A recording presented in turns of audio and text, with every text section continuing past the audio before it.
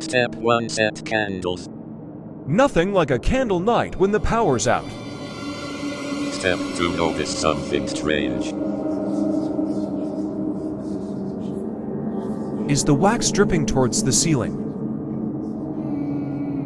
Step 3. There is wax melting into your carpet and somehow the wall. Step 4. Blow it out.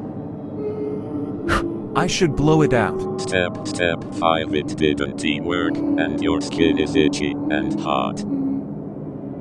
Step 6. Instead of skin, wax came off your arm.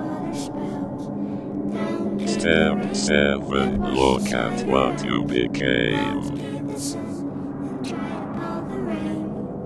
Step 8. Who are you?